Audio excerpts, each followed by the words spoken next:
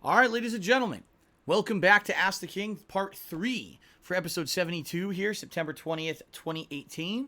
Going to be the final part. What we're going to do here is we're going to actually go through Twitter questions, we're going to do patron shoutouts, and I'm going to be doing some live Q&A with the people who are in my stream chat. All right, I want to say thank you to, obviously, again, to Straight Cash Homie for the top cheer of the day, and to Frank South, who has the top tip of the day. Thank you guys very much for your contributions.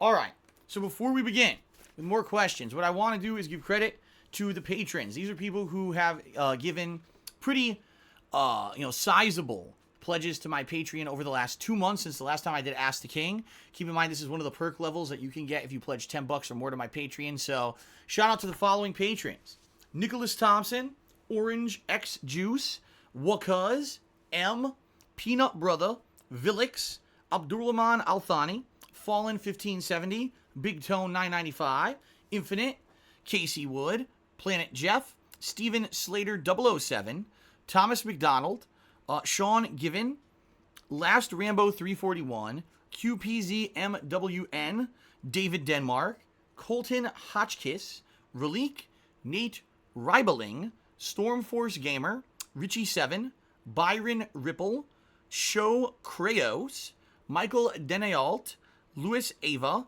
Ghost, Proto, Hank Duma, Melodox, and Steven Slater 007. Actually, didn't I already say his name? I did. So Steven Slater got a double shout out. Congrats. All right, so thank you guys who contributed. I appreciate that very much. If you want to get in on the next time that I do shout outs like that, or if you want to get your question answered for sure on the next episode of Ask the King that will take place on Thanksgiving this year, head over to patreon.com/darksidephil right there and pledge. All right. Thanks everyone for your support. All right. Moving on now to Twitter questions. Thanks to everyone who did post up a question on my Twitter today. Let's get to some of the best ones in my opinion. First of all, Madison asked the following: have you ever been on a roller coaster? What are your thoughts about riding roller coasters? That's an interesting question. I don't know if I've ever even answered that one before. Well, Madison, you may not be aware of this. I've spoken about it from time to time over the years. I have an irrational fear of heights. I know it's irrational. Like, I know that in most cases, like when you're on a roller coaster or if I'm at a mall on a second floor and you kind of look down over a railing, I know I'm safe. I know that there's no chance that I'm going to fall and die or get hurt or anything. But I have an irrational fear in my head of heights that sometimes strikes. Now, it's funny because I've been on tall buildings. Like, for example, I've been on the Empire State Building, the Sears Tower, which is called something else in Chicago, the Space Needle here in Seattle. I've been to the top of those, and really it doesn't affect me there for some reason, but then other places it does. It's a weird thing that has to do with, like, equilibrium and different things in your body. So in regards to roller coasters, I've always actually kind of been afraid of them. Like, I look at them like, oh shit, you're going to be all the way up there, right? I've ridden, I think, like 3 roller coasters my whole life. I remember when I was a very young kid, I rode like 1 or 2, and I don't really remember them that much, so I couldn't even answer if I had fun with them or not. But I do remember there was one that I went to with my friends probably around the early to mid 2000s. It was a Batman roller coaster, and I remember liking it. Like, at first, I thought I was going to be scared shitless. But actually, the way it worked is you're sitting there, and all of a sudden, boom, the roller coaster went from like 0 to 60, and you're like, whoa! And it launches you outside, you go up like a curl, and then it goes back the other way, you go out the other way, you go up a curl, and then it goes back, and then it's like over. So it's like a whole 2-minute ride. It's not even that big of a deal. And I actually really liked that roller coaster. I thought that it was quite fun. The problem was the wait to get on it was like insanely long, so I did it once. I was like, well, I liked it, but I don't want to do that again. It was way too long.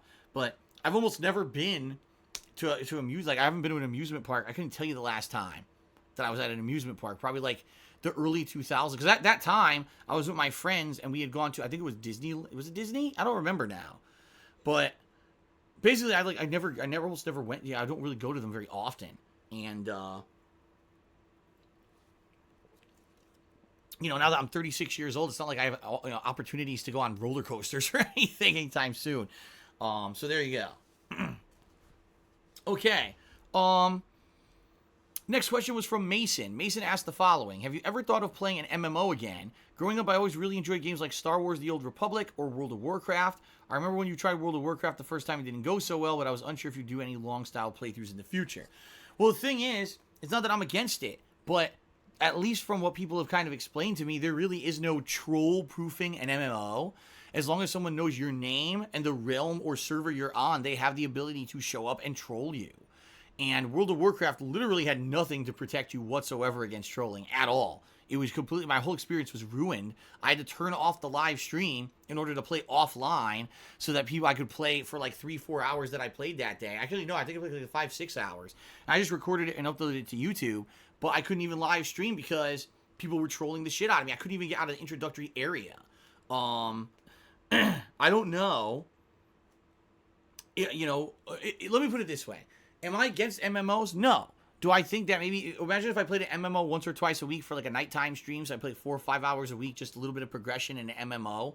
That was kind of an ongoing organic experience that would grow over time. I think that would be cool. The problem is, how would I do it? How would I do it with no trolling? If there were an MMO where literally there was no way someone could fuck with you, maybe I would consider doing it, but I've never heard of this. I haven't heard of, someone just said Final Fantasy 14, there's no way to troll. I don't know anything about Final Fantasy 14, so I couldn't answer that. So yeah, if anyone is ever interested in seeing me play an MMO and knows one where I could stop trolling during a live stream, I'd be open to it, but I'm not going to play one offline only and not be able to live stream because of it. So, there you go. Okay. Shout out to BJ Chester, who cheered and said, or not cheered, he didn't cheer, he asked a question. He said, Phil, what are your thoughts on Fantastic Four and X-Men coming to the MCU? Fantastic Four is great because Fantastic Four is supposed to be a staple of the Marvel Universe, and quite frankly, they never have been in mainstream media. Like, in comic books, the Fantastic Four were one of the starter groups that got Marvel Comics very popular. And when you read plot lines like Civil War and stuff like that, they're always an integral part of it. Then the movies come out and they're nowhere to be found because the movies that come out stink, right? I would love for the Fantastic Four to actually become part of the mainstream MCU and critical, important characters. X-Men, they already have their own film universe, and quite honestly, the film universe is a good one. You got the trilogy of original X-Men movies, you got the Wolverine, and then the other Wolverine movie. Actually, you got 2 different Wolverine movies, actually 3 Wolverine movies because of Logan. And then you have the more recent ones like, excuse me, X-Men First Class, X-Men Days of Future Past, X-Men Apocalypse. You've got this franchise of blockbuster movies, of X-Men movies that are good. So, I don't know, do they need to become part of the MCU? How would you merge 2 universes together that previously had always taken place in separate universes? How would you explain that the X-Men had their own thing going on at the same time as the MCU, but they never really referenced each other or interacted? I don't know how that would be possible. You know what I mean? So I don't know. I don't know how you would do that unless you're going to say, we're just going to start over with the X-Men, right? I don't know if people would want to see the X-Men characters that they love go away. You know what I mean? So I don't know. I don't know how I honestly feel. I guess I have to see how they get integrated myself, okay? Shout out to, actually, a ton of people actually asked this question about the PS1 Classic and the PS1 Mini. I already kind of addressed it earlier, but just to clarify, I'm not getting the PS1 Mini. It was just a flash in the pan idea I had late night one night until I realized I already have Final Fantasy VII, which is the one game that I'm going to want the most. And Wild Arms, if I want, I could get for like $5-10 off of PSN. There's no reason for me to buy the PS1 Mini, so I'm not getting it, okay? Josh Tolliver asked the following. He says, the new Halloween movie is coming out soon, and Jamie Lee Curtis is back into the fold. Reports are the movie mood and tone of the original film. The movie matches the mood and tone of the original film, excuse me. Which movie TV franchise would you like to see get remakes or sequels as long as they are handled with respect and are actually good? See, I don't know, because I have this really bad feeling because Hollywood, when they do this, when they bring back franchises, they usually don't do a good job. Ninja Turtles was gone for a million years. They bring it back as a full CGI 3D series that sucks monkey shit.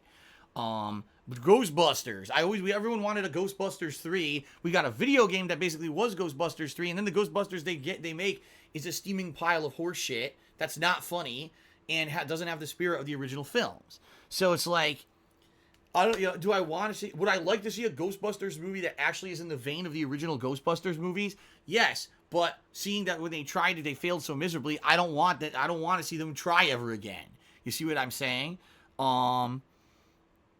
I don't know. What do you guys think? Someone said RoboCop, because actually the RoboCop reboot was actually good, but it wasn't anything like the original RoboCop movie. Like, it was meant to be something completely different, and actually, in my opinion, was a really good movie, but most people didn't like it because it wasn't like the originals. Hero to Zero says, I enjoyed The Predator. The critics are too harsh. Well, yeah, that new Predator movie supposedly is supposed to be like in the vein of the original Predator 1, right? I didn't see that. But you see what I mean? Like, when you keep bringing back the same fucking franchises over and over, the same ideas, all that happens is it shows you have no originality and there's no talent left. If you just let's remake something new. No, do something new. Don't remake something old into something new or spin it differently. I mean, I love Joaquin Phoenix. Okay? I think he's a great actor. Do I want to see him fucking be the Joker? Not really. We've seen the Joker 4 million fucking times in the last 20 years. You had the Jack Nicholson Joker. You had the Heath Ledger Joker. You had the new Joker. What the fuck's his name? I can't even remember the guy's fucking name. Right? We've had 3 Jokers already in the last 20 years. Do we need a 4th fucking Joker? Do we really need another Joker movie? You see what I mean? Like, I've had enough. Like, I just wish they would do something original and fun rather than it being reboot. Enough with the reboots, you know? So, when you ask me, do I want to see, what franchise do I want to see come back? I don't. I want to see something fun and different. I want to see something original. Oh, Jared Leto was his name, by the way. Yeah, Jared Leto's Joker was terrible, in my opinion. Fucking garbage.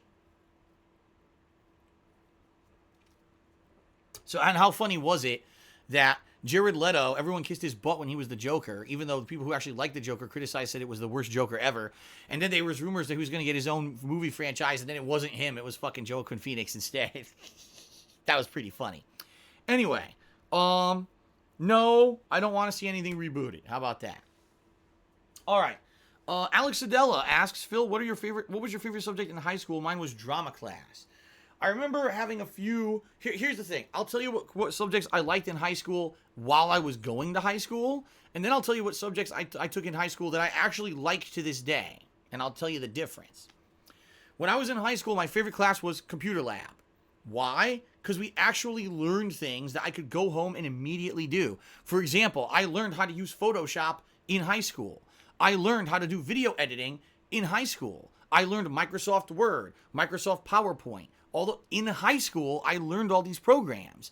So I learned things that I would use for the rest of my life in high school in computer lab. And it was something that immediately I could apply to my real life and have fun doing things like that.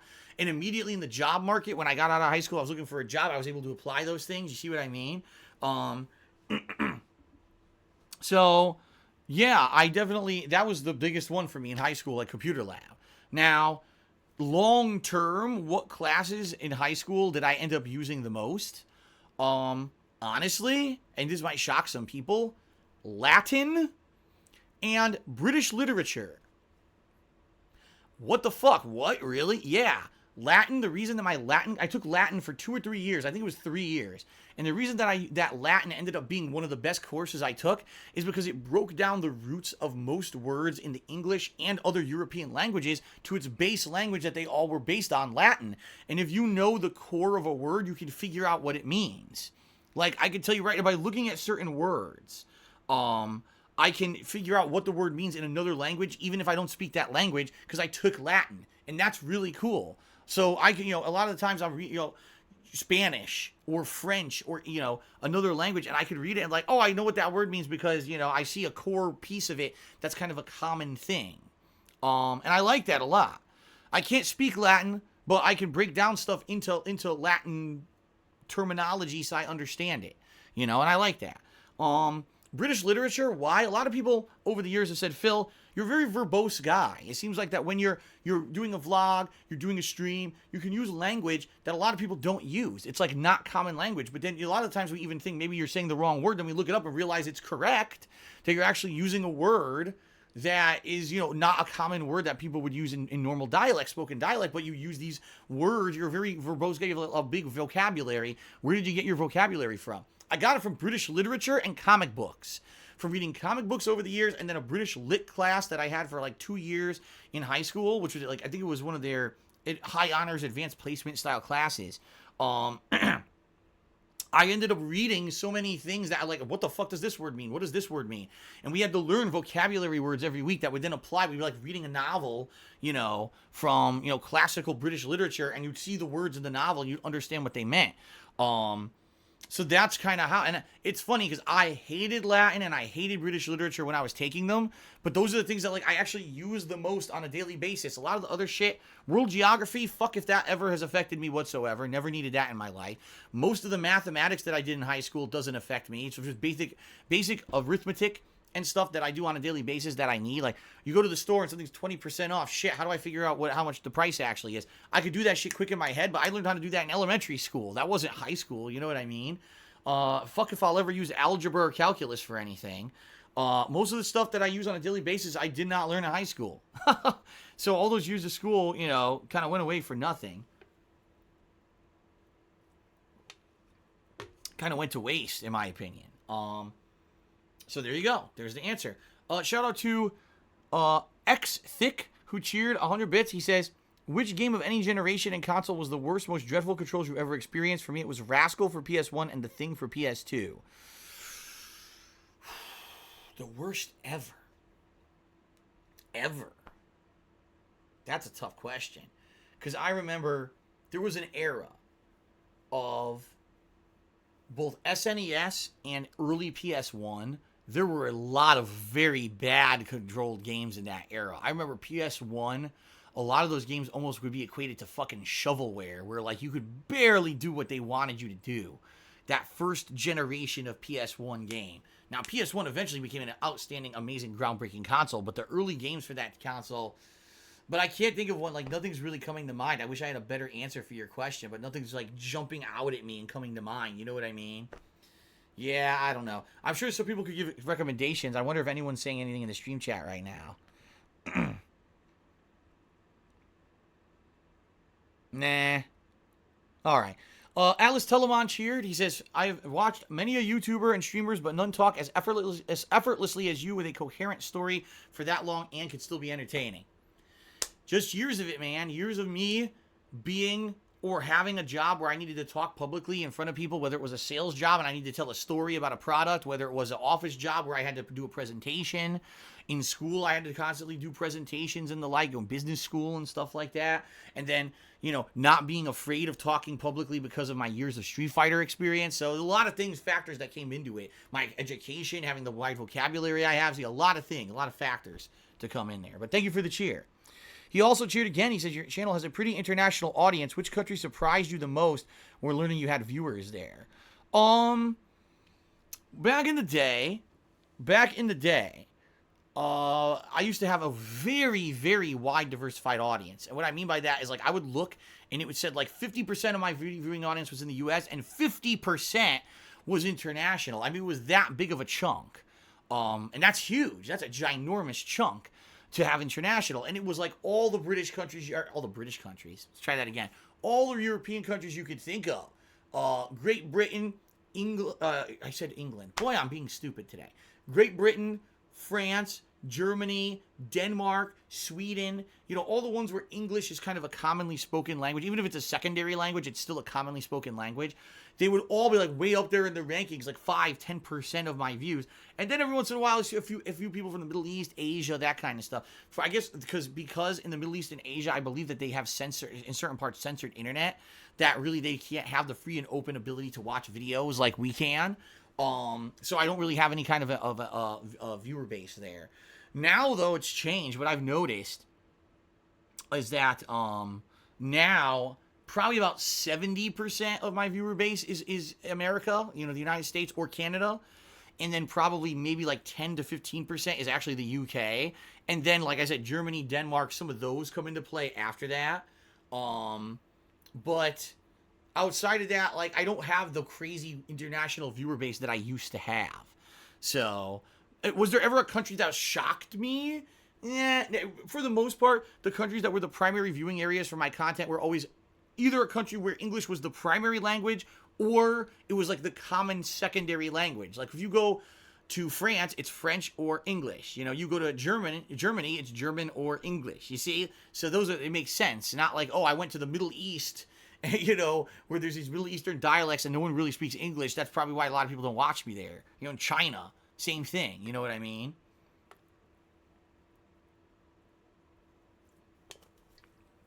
Cheers. Delicious seltzer water. Cheers. Okay. Alice Tillman cheered again. He says, when I watch my son play Fortnite, he does more with his fingers than a freaking pianist. Do you think scuff controllers will become standard in the future? That's woo right over my head. I know almost nothing about them. So, I have no idea. Grazy dreamed at a 1001-bit cheer and said, Barba tenus sapientes. There you go. Let's get him up there as the top cheer of the day. Thank you, Grazy Dream, for that cheer. Hold on a second. By the way, I'm not done with Twitter questions. There's one more. There's one more Twitter question to get to. And I forgot about it. I started doing shout-outs instead of the... Let me finish this Twitter question here. Hold on. Oh, Alex... It was Alex on Twitter asked, what game franchise would I actually like to see come back from the dead? Quite a few, actually. And I would say some of the franchises that actually were the ones that I loved doing early on. Left 4 Dead, I thought that those 2 games were outstanding. And the fact that that game studio went on to make shit afterward is disheartening. Obviously, I'm going to say Mass Effect, because we had 3 games, not to say that they were all, as good as the others. Yeah, I know I said Joaquin instead of Joaquin, didn't I? I knew when I said it that it was wrong. And then afterwards I was like, why did I say Joaquin, not Joaquin? I know it's Joaquin Phoenix, but thank you to the anonymous dollar tipper who just reminded me that I'm an idiot and I said it completely the wrong way earlier. It's Joaquin Phoenix, that's right. Anyway, talking about game franchises coming back. Mass Effect is such a sad story. I liked all 3 of the original games, and then Andromeda was such a piss-poor bag of dog shit. And now the franchise is dead. Like, they've literally come out and said, we're not making any more Mass Effect games. Sorry, guys. It's like, oh my god, really? Maybe eventually they'll redo it, but it's like so disappointing. I love that franchise, and now it's dead. BioShock, although that's really not for the same reasons. The reason BioShock ended is because it ended at the logical stopping point for the story of the franchise. And if it dragged on and kept going, it might not have been as good. So I understand why it did end the way it did. But still, I loved BioShock 1 and Infinite and the DLCs. And I wish there was more BioShock. Let's see. Dead franchises that I would like to come back. Duke Nukem, and I mean that. Like, Duke Nukem was a great franchise in the 90s that died and came back in a horrible way that basically fizzled out and died. And they said they were going to do more Duke Nukem games, and they never did. I would like to see Duke Nukem actually come back with a real modern game, because we just saw Doom come back with a real modern game that was actually outstanding. So I believe they could do so with Duke Nukem as well, but they would have to make a total game from the ground up. Okay?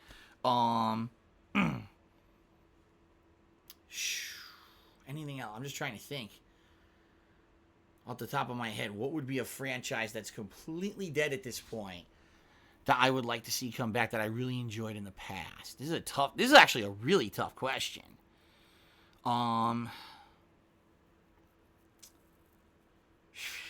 Fuck. Does anyone have any suggestions? Someone said Ninja Gaiden. Alan Wake, you know? Alright, so Alan Wake had its own original game that I liked, but I felt that at the end it was far too much repetition and grindiness at the end. It overstayed its welcome, basically. Alan Wake had a semi-sequel in American Nightmare, and I actually thought American Nightmare was a really good game. I thought they did it well. It was fast-paced and really good. But it kind of tied up the story, and there really was no reason to ever go back, and there was never, I would like to see, maybe not Alan Wake itself, but a game similar to that. Give me a suspenseful, horror-style game that does something different. Like, Alan Wake was very, very daring with what it did with the light and dark mechanics and the very kind of suspenseful thriller storyline. We don't see games like that often anymore, you know? I thought Transference this week would be a game like that, and the game was 2 hours long and ended like that. See what I mean? Like, I think game studios are afraid to invest in a franchise like that now. You look at a game like Evil Within 2, which was outstanding, one of the best survival horror games I've played in the last 10 years. It was much better than Part 1, and it sold like shit, which sucks, because it was actually such a dramatic improvement over the first game. Dead Space, yeah, I would say Dead Space. If they could bring back Dead Space and have it be true to form to the originals, Part 3 killed the franchise by having it be run-gun action and co-op gameplay, so I feel that making it be more like the original games would save the franchise.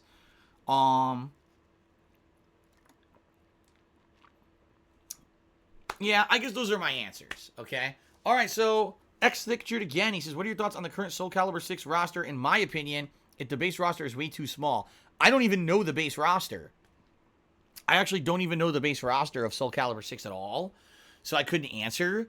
But how many? If someone knows how many fighters it has, I would say for a good fighting game to be good at its base, it has to have at least 12, if not 16 fighters. That's my base belief, being someone who's played them since day one. Street Fighter 2 had 8, Champion Edition had 12, and then Super Turbo had 16. And I feel that that 16 was enough to say, okay, this is a robust and varied character base that now we have a game that, you know, that is worth playing. Versus if you only have like 8, that's way too many. Too few.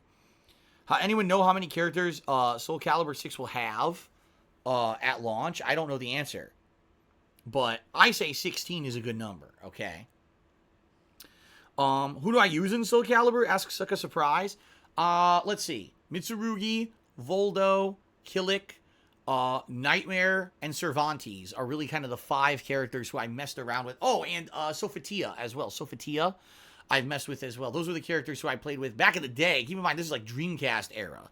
And then, over the years, I played a little bit with Nightmare during the later versions that were arcade games for competitive purposes, but I was never good. And if I remember correctly, did I play as Soul Calibur? No, there was no, like... Right, because the Soul Calibur game that came out with the Star Wars characters, Yoda and Darth Vader, didn't that come out before I did YouTube?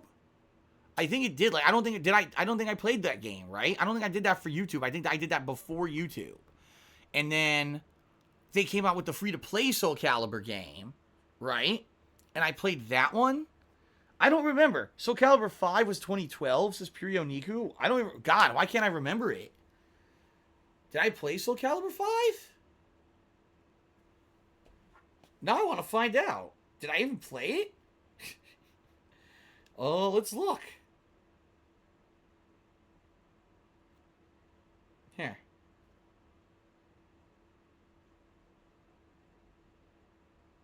Soul Calibur 5. I'll search. The one I did play, there was a free-to-play Soul Calibur game. If you guys remember, it was free-to-play completely. And it was, like, it was bad. Like, online play wasn't very good. I actually platinumed that game, I believe, at one point. Like, I did everything in it.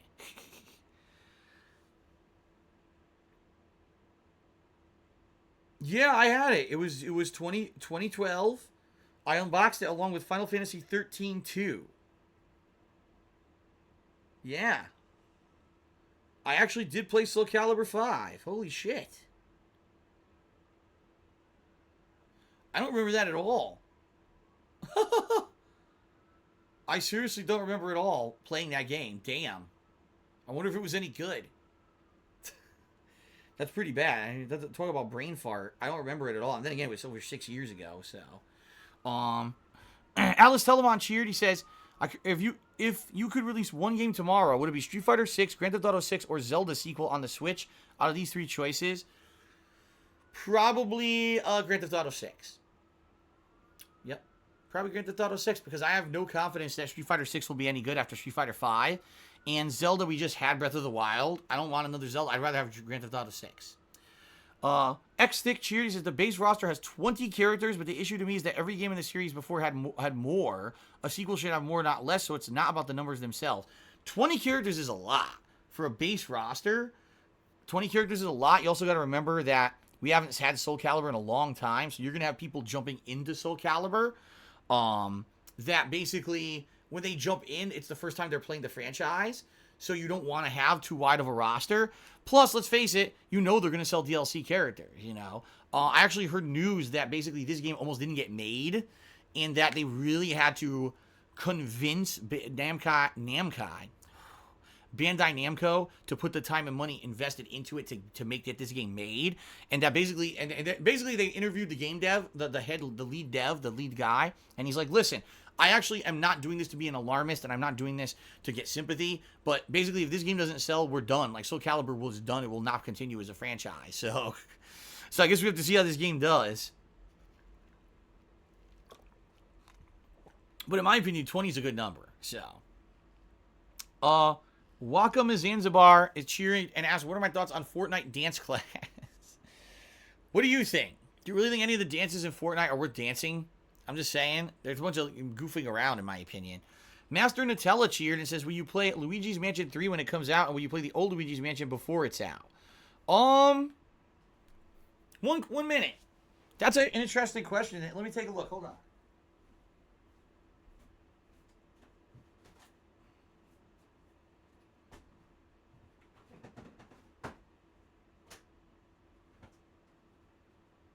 Huh. Well, interesting.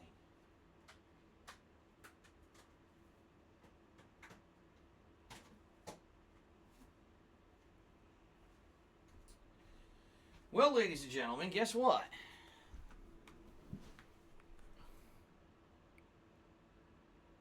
I have it. I actually have it.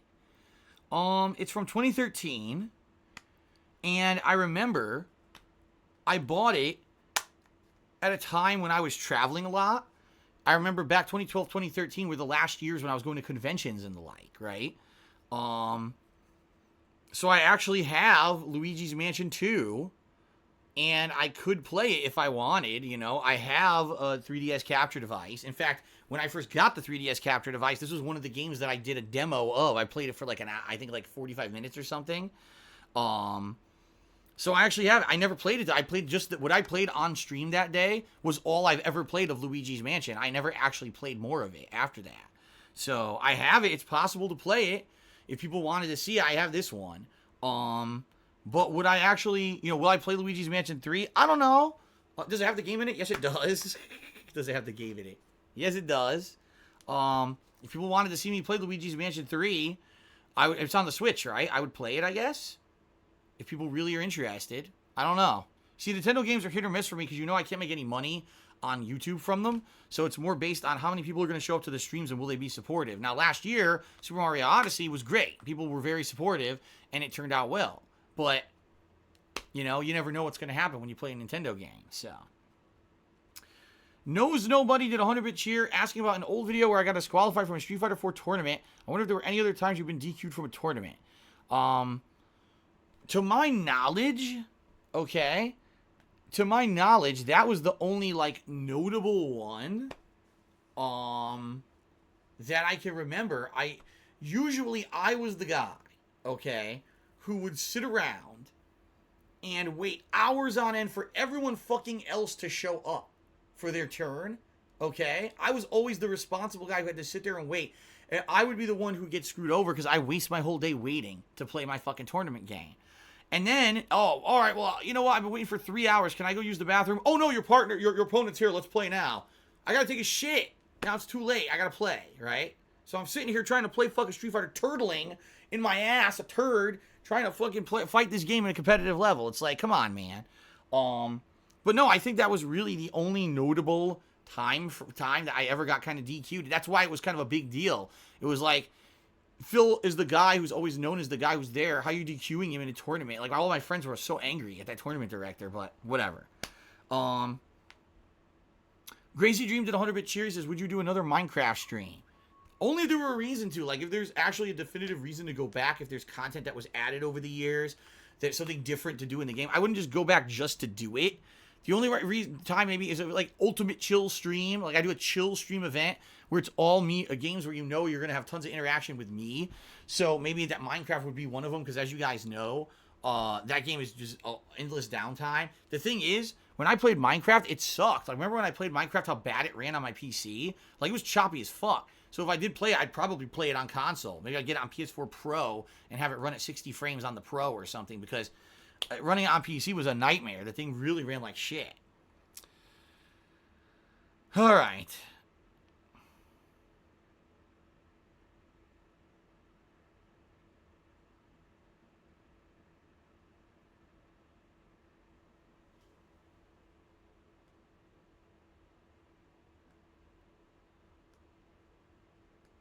Tobias Alexander, I don't know what you're talking about. He says, there's an Ask the King where Moogle fucked up the stream raffle and it was hilarious as fuck. I thought you uploaded it, but I couldn't find it. I have no recollection what you're talking about. I've done 72 episodes of Ask the King. That's quite a lot. I don't even know what you're talking about when you say Moogle. What the hell is Moogle? I don't know what you're saying. Purio Niku, all of my playthroughs are restored on DSP Gaming. Basically, anything that was ever on DSP Gaming is now live again because I had to restore everything back in June when my channel got basically hidden because they said that it abused the spam policy of Google Plus, which is bullshit. So yeah, Tomodachi Life is viewable now on YouTube if you wanted to see it on DSP Gaming. Chris is Cool CD asks, did Spider-Man live up to the hype to you? I'd say yes. I'd actually say yes. Even though I think some of the hype was ridiculous and just like over-the-top positive, I do think the game is incredibly good and one of the best games of the year. I just don't think the game's 10 out of 10 flawless like a lot of these reviewers were saying. Like, you could tell some of the reviewers who reviewed the game did not play to the end. They didn't realize that at the end of the game, if you want to do all the content, it's an incredible boring grind. With ridiculous damage sponge enemies in the last base missions and stuff. You could tell that some of the people just played some of the content and not all of it. You know, the MJ and Miles Morales sneaking missions suck ass. They are not fun. They're out of place. They don't belong in the game. Not brought up in a lot of the reviews. So, you know, is the game good? Yeah. Is it one of the best games of the year? Yeah. Is it the best game ever 10 out of 10? No. You know? Eternal Napalm Cheer says, how has your evolution into a fan of From Software, from Souls and Bloodborne, change your perspective on boss design? Ever finish a fight with your heart pounding in your chest in pure exhilaration? Sure. In fact, I would say it's probably the From Software games where I get these cool bosses and cool feelings. Like, for example, doing my second run through Dark Souls 3, I was highly anticipating fighting Champion Gundyr and Nameless King again because I wanted to have fair fights against them coming back years later with a different build and a different skill set, fighting these guys who I could not really legitimately beat or took forever to beat in my original run. And it was awesome to go in against some of these bosses and have these fun fights. I mean, I think it was both Nameless King and Freed, and who was the other one? Trying to remember. Gale? Yeah, Gale. All three of those bosses I beat with like a tiny sliver of health and no healing left. So it was like down to the wire. Oh my god, yes, I do. I get excited. My heart pumps. I feel that edge of your seat kind of nervousness. The truth of the matter is, I probably wouldn't feel that if I were playing the games offline. Like, if I weren't in front of a viewing audience, I probably wouldn't feel that at all, because it'd be like, it doesn't matter. I'm just playing for myself. You know, there's stakes. People want to see me win. People want to see me lose. They're taking bets on how long it's going to take for me to beat this boss or whatever. And when I went and one-shotted Gundyr, no, it was two shots, right? When I two-shotted Gundyr, people were like, holy shit, you know, he took him like 40, 50 tries the first run, and now he beats him on the second try. Flip side of that, Sister Freed, I beat relatively quickly in my first run because I had a totally different build, and this time around it took me forever, right? I get those exhilarating feelings fighting certain bosses in the From Software franchise, absolutely. Ninoish Gamer says, the game was perfect. Spider-Man's perfect. You should have done the side missions as you passed the main story. I did. It's obvious you didn't watch the playthrough. I did. I was doing crimes randomly throughout the city as I was doing the main playthrough. I did the side content during the main playthrough. So you have no idea what you're talking about.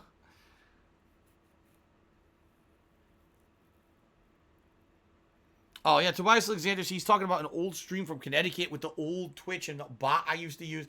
I don't remember any of that stuff, so that's why I don't know what you're talking about. Is Dragon Quest XI Game of the Year? I don't know. It's really good. It's a really good JRPG. It's not really doing anything new. You know what I mean? Like, for a game to be Game of the Year, I like to see a game that tries to at least push the boundaries of what the game is and do something original or different.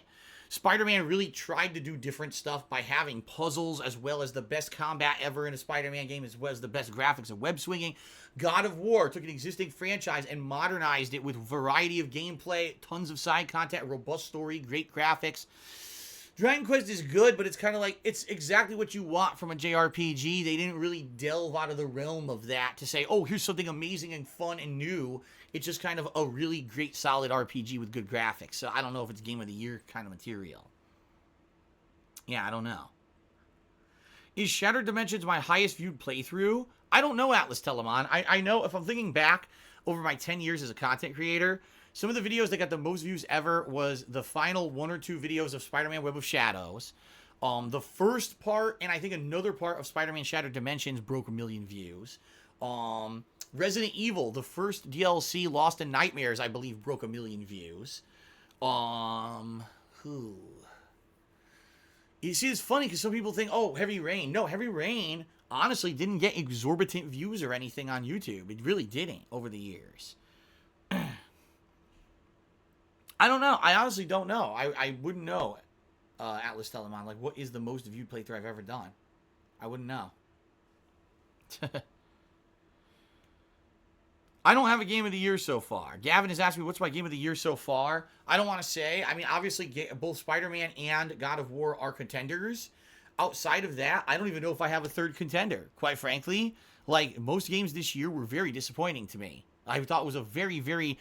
a year of anticipation and kind of fizzling out and disappointment when you finally play the games that you were anticipating. Seriously, it wasn't a very good year for me, gameplay-wise, so...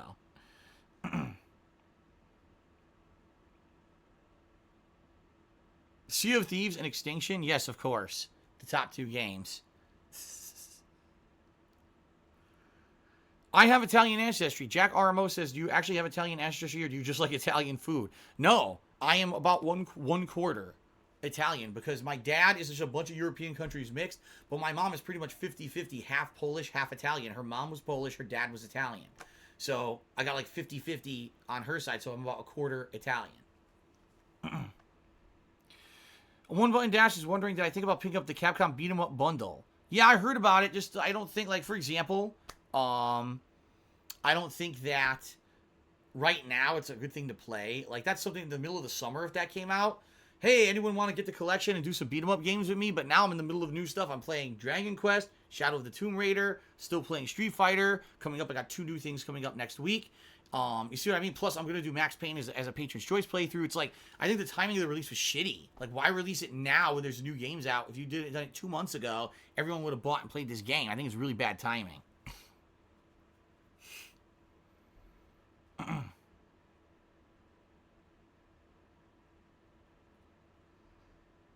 What games do I want to play during the Halloween marathon? Asks Chaos all the way. I would like to play a survival horror game or horror-themed game that I've never played before and I don't know anything about it.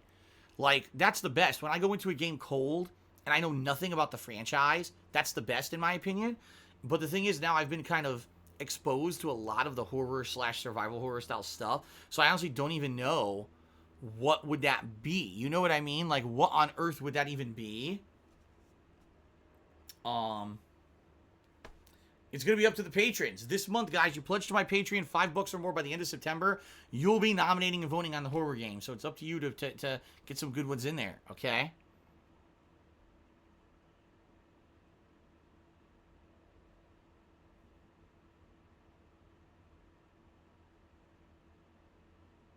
Thank you, Fred Flintstone, for the cheer, but I have absolutely no idea what you just said, so I'm not going to read it. All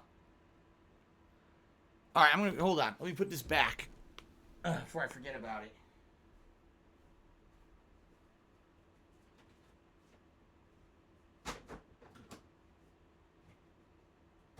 Oh, shit. I almost dropped stuff. Okay. All right, everyone, last chance. Last chance to get a question in because I'm about to adjourn the stream. What I like to do now is take advantage and say thank you to everyone who contributed, anyone who cheered, subbed, or tipped, in particular Grazy Dream, the top cheerer, and Frank South, the top tipper. Thank you guys very much.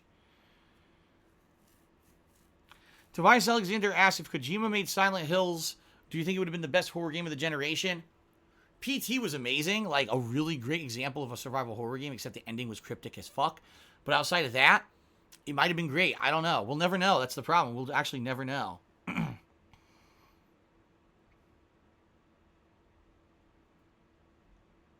All right. I guess that's it, guys. Let's just end it here. Good time to end it. I'd like to say shout out and thanks to everyone who is here live for the stream. Thanks to everyone who may have watched this on YouTube. Scarface Grove cheered and asked me about my thoughts on Andu Ryan. I don't know what the hell you're talking about, but thank you for the cheer. People ask me the most weird things. I don't know what the fuck they're talking about.